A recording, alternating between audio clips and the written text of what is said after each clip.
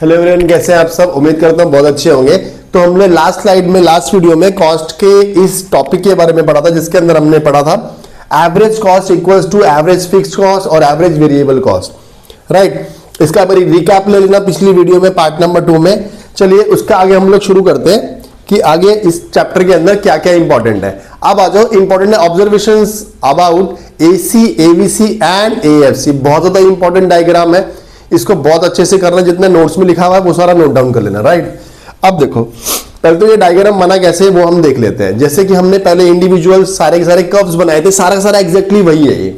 जैसे हमने एएफसी का कर्व बनाया, ठीक है। एएफसी क्या होता है, धीरे धीरे करके क्या होता है, गिरता चला जाता है। तो ये कर्व जो है नीचे की तरफ डिस्टेंस नीचे जाएगा, लेकिन वो किसी भी एक्सिस पर टच नहीं होगा। फिर एवीसी पहले नीचे गिरता है फिर ऊपर बढ़ता है, एसी भी पहले नीचे गिरता है ऊपर बढ़ता है। लेकिन एक बात याद रखना, इस कर्व के अंदर में इंपॉर्टेंट क्या रहेगा, एसी और एबीसी, क्योंकि एएफसी कर्व तो आपको पता ही है, लेकिन एसी और एबीसी कर्व कैसे हमें याद रखना वो हम देख लेते हैं। सबसे पहले तो यहां पर लिखा कि एसी का जो कर्व है वो हमेशा एबीसी के ऊपर रहेगा। क्यों?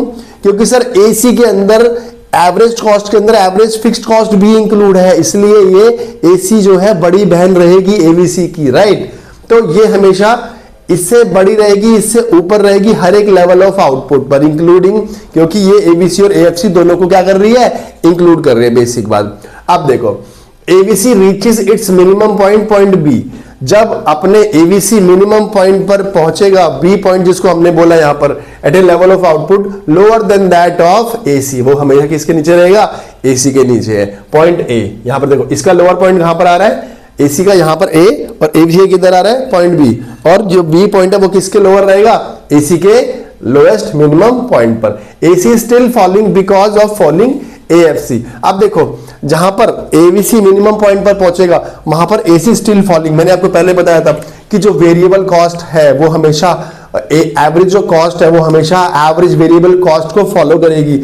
तो जब देखो मैंने बताया था ना कि ये एवरेज वेरिएबल कॉस्ट है और ये एवरेज कॉस्ट है, तो दोनों को जब मैं छोड़ूंगा तो पहले कौन नीचे पहुंचेगी, सर ये एवरेज वेरिएबल कॉस्ट नीचे टक्कर करेगी। और जब ये नीचे टक्कर लगेगी, जब ये मिनिमम पॉइंट पर पहुंचेगी, तब ये जो रिमोट है दैट इज कॉल्ड एसी, ये तब भी क्या कर रहा होगा, फॉल डाउन कर रहा होगा। तो सेम रिलेशन यहां पर भी हम लोग फॉलो करेंगे कि एसी जब अपने एबीसी अपने मिनिमम पॉइंट पर पहुंचेगा, एट दैट पॉइंट एसी भी क्या कर रहा होगा, still going down. As the output increases, the gap between AC and AVC, जैसे जैसे आउटपुट बढ़ता जाएगा वैसे वैसे देखो AC और AVC का जो गैप है वो कम हो रहा है। देखो कम हो रहा है ना, कम हो रहा है ना, लेकिन ये दोनों कभी मिलेंगे नहीं, क्योंकि इन दोनों का जो गैप है ना बीच का, उसको बोलेंगे हम लोग AFC। और AFC can never be zero, AFC can never be zero because fixed cost can never be zero. Clear है यहां तक ये बात। तो जैसे आउटपुट बढ़ेगा डिफरेंस क्या होगा, डिक्रीज होगा, but they never intersect each other. It happens because the vertical distance between them is AFC, average fixed cost, which can never be zero. तो ये बहुत इंपॉर्टेंट है, ये लिख के आ जाना पेपर में, ही पूरे नंबर मिल जाएंगे। राइट, अब ये वही, अब नया टॉपिक आता है मार्जिनल कॉस्ट। अब देखो जहां पर वर्ड मार्जिनल जुड़ जाता है, जब मार्जिनल कॉस्ट हो, मार्जिनल रेवेन्यू हो, मार्जिनल प्रोडक्ट हो, सारे के सारे सेम काम करते हैं। मार्जिनल हमेशा किससे निकलता है, टोटल से। किससे निकलेगा यहाँ पर, टोटल से। लेकिन मार्जिनल एक और से भी निकलता है। यहाँ पर टोटल कॉस्ट से निकल ही जाए, लेकिन मार्जिनल का मतलब होता है कि टोटल कॉस्ट में जितना भी चेंज आया, कितना, टोटल कॉस्ट में जितना भी चेंज आया वो मार्जिनल कॉस्ट कहलाता है। राइट, तो सर टोटल कॉस्ट में जो चेंज आ रहा है वो किसकी वजह से आ रहा है, सर टोटल वेरिएबल कॉस्ट की वजह से चेंज आ रहा है। क्यों? क्योंकि total fixed cost will remain same. Total fix cost तो क्या हो रही है सर, सेम है। यहां पर जो टोटल कॉस्ट में चेंज आ रहा है वो किसकी वजह से आ रहा है, टोटल वेरिएबल कॉस्ट की वजह से। तो इसलिए MCN अगर मैं यहां पर बात करूं तो formula TCN minus TCN minus 1 तो है ही, साथ में TVCN माइनस TVCN माइनस 1 भी हो सकता है। आगे देखिए स्लाइड में हम लोग उसके अंदर देखते हैं कैसे ये फॉर्मूला सेम रहेगा। देखो आ गया ना, MC का फॉर्मूला क्या था, TCN माइनस TCN माइनस 1 आ रहा है सर, इसको TVC से भी हम लोग निकाल सकते हैं। Answers values will remain same. देखो फिक्स 6, 4, 5, 9 और 11, एस हटा देना, ये गलती से लिखा गया है। तो MC भी सेम उसी तरह से ही काम करेगी जिस तरह से आपका ABC और AC काम कर रही थी। पहले MC गिरेगी और फिर MC क्या करेगी, उठेगी। वी नो दैट MC का मतलब क्या होता है कि टोटल कॉस्ट में जितना भी एडिशन हो रहा है टोटल कॉस्ट में जितना भी एडिशनल वैल्यू से एडिशन हो रहा है वो आपका मार्जिनल कॉस्ट कहलाएगा। टोटल कॉस्ट की यहाँ पर लिखा हुआ है डिफरेंस, वही सब बातें लिखी हुई जो अभी बताइए आपको कि मार्जिनल कॉस्ट के अंदर जो चेंज आ रहा है वो टीसी और टीवीसी दोनों की वजह से। यार ध्यान रखना इसका स्लोप कि पहले ये गिरेगा और ये फिर उठेगा। बेसिक था ये।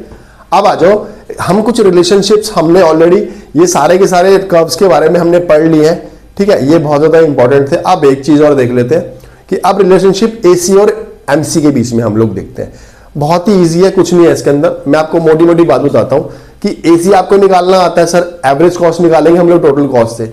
Total cost divide by output, total cost divide by output, 22 divide by 22 divide by 2 11, 27 divide by 3 9, 36 divide 4 9। तो सर एवरेज कॉस्ट तो ऐसे निकलाएगा, मार्जिनल कैसे निकलेगा? मार्जिनल निकलाएगा 18 माइनस 12 6, 22 माइनस 18 4, 27 माइनस 22 5। तो ये सारा का सारा निकल के आ गया। अब इसकी ऑब्जर्वेशन याद रखने के लिए सबसे इंपॉर्टेंट क्या रहेगा? सर ये 3 बातें याद कर लो, इसी को इलैबोरेट कर दो, पेपर में लिख के आ जाओ, आपके मार्क्स आ जाएंगे। ठीक है, सबसे पहले आप फ्री हैंड कर्व बना लो। एसी का आपने फ्री हैंड कर्व बनाया, या प्लॉटिंग करके भी आप बना सकते हो। अगर एग्जाम में अगर आपकी मैम अपने टीचर बोलते हैं कि आपको प्लॉटिंग करनी है तो आप उसको प्लॉट करेंगे, अदरवाइज आप इसको फ्री हैंड भी बना सकते हैं, राइट। अब सबसे पहले आपने एसी का कर्व बनाया, फिर एमसी का बनाया, यहां पर प्लॉटिंग करके बनाइए प्रॉपर तरीके से। बट यहां बड़े ध्यान से देखना कि व्हेन एमसी और एमसी एसी से छोटा होता है, क्या जब एमसी एसी से छोटा होता है तो एसी क्या करता है? फॉल करता है। अब ध्यान सुनना, यहां पर भी एसी जो है वो किसको फॉलो कर रहा है? एमसी को। पहले एवरेज कॉस्ट किसको फॉलो करता था? एवीसी को। यहां पर एसी किसको फॉलो करेगा? एमसी को, मार्जिनल कॉस्ट को। ये ध्यान रखना। तो इसीलिए अगर एमसी जो है एसी से छोटा है तो एसी क्या करेगा? फॉल करेगा। और जब ये दोनों मीट अप करेंगे, जब दोनों मिलेंगे, इंटरसेक्ट करेंगे, तो एट दैट पॉइंट एसी अपने मिनिमम लेवल पर तो होगा, साथ में कांस्टेंट भी होगा, राइट। ये उसी तरह से हो गया ना यार। देखो बहुत सिंपल सी बात है, ये मार्जिनल कॉस्ट है और ये एवरेज कॉस्ट है। पहले कौन गिरेगी? पहले कौन गिरेगी? सर पहले मार्जिनल कॉस्ट गिरेगी, अपने मिनिमम पॉइंट पर पहुंची। उसके बाद जब मिनिमम पॉइंट पर पहुंची, एसी तब भी गिर रही थी। अब it is like a ball, MC और AC is like a ball, कि जब एमसी गिरेगी तो वापसी बाउंस बैक भी तो करेगी। अब बाउंस बैक भी करेगी, लेकिन एसी तो अभी नीचे ही जा रही होगी, क्योंकि बाउंस बैक तो करेगी नहीं, क्योंकि जब तक वो मिनिमम पॉइंट पर ना पहुंच जाए, फिर मिनिमम पॉइंट पर पहुंच गए, फिर वो बाउंस बैक करेगी। तो इसीलिए जब एमसी बड़ा हो जाता है एसी से, कब? उसको इंटरसेक्ट करने के बाद फिर एसी भी क्या करती है? बढ़ने लगती है। यहाँ पर ये 3 पॉइंट बहुत मेजर है, बहुत इंपॉर्टेंट है। यही सारा का सारा यहाँ पर लिखा हुआ है, इसको नोट डाउन कर लेना अच्छे से, स्क्रीनशॉट लेना वो ले लो, और इन तीनों पर आप अपना क्वेश्चन खत्म कर सकते हो, राइट। अब AC depend on the nature of MC, ये भी सारा का सारा वही लिखा जो मैंने अभी बताया आपको कि कैसे कैसे होना है और कैसे कैसे कर्व काम करेगी, राइट। अब ये लास्ट स्लाइड है, बहुत इंपॉर्टेंट है, इसको मैं बताऊंगा और आप ये समझ के मुझे बताना कमेंट बॉक्स में कि क्या ऐसा हो सकता है। वैसे तो हो सकता है, वो मैंने लिख दिया है, क्या इसकी और पॉसिबिलिटीज है? क्या अगर आपको लगता नहीं हो सकता तो आप भी मुझे बता सकते हो। Can AC fall when MC is rising? क्या एसी गिर सकता है जब एमसी राइज हो रहा हो? हाँ सर, अभी तो देखा हमने। क्या एसी गिर सकता है अगर एमसी राइज हो रहा हो? सर अभी बेसिक तो हमने देखा। देखो सर, हाँ ना, एमसी राइज हो रहा है ना, ये देखो ये रहा पॉइंट, एमसी राइज हो रहा है तो एसी स्टिल फॉलिंग। हाँ सर हो सकता है, कोई दिक्कत थोड़ी है। अब देखो, yes AC can fall when MC is rising, however it is only possible when MC is less than AC. ये जब भी पॉसिबल है जब एमसी एसी से नीचे रहेगा।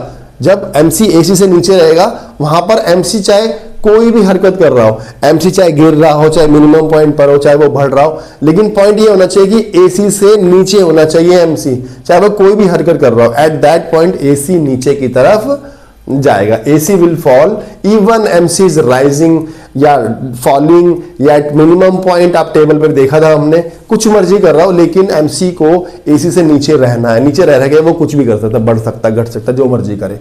हाँ सर। और दूसरा, can AC rise when MC is falling? क्या एसी कभी राइज कर सकता है अगर जब एमसी फॉल कर रहा हो? यहां पर देखो, क्या एसी राइज कर सकता है अगर एमसी फॉल कर रहा हो? देखो एमसी गिर रहा है, इस पॉइंट पर कभी भी एसी राइज नहीं कर सकता। No, AC can not rise, ऐसी लिखा है यहां पर, राइज ले लेना। When MC is falling, because when MC falls AC will also fall. क्यों? एसी किसको फॉलो करता है? एसी एमसी को फॉलो करता है, इसलिए वो कभी भी इंक्रीज या राइज नहीं करेगा। तो आपको वीडियो कैसा लगा हो? मुझे लगता है कि मैंने बहुत मेहनत करी है, आप लोगों ने बहुत अच्छे से अंडरस्टैंडेबल आपकी पीपीटी बनाई है। तो होप सो इस वीडियो को, इस चैनल को आप लाइक, शेयर और सब्सक्राइब जरूर करिए। Thanks for watching this video.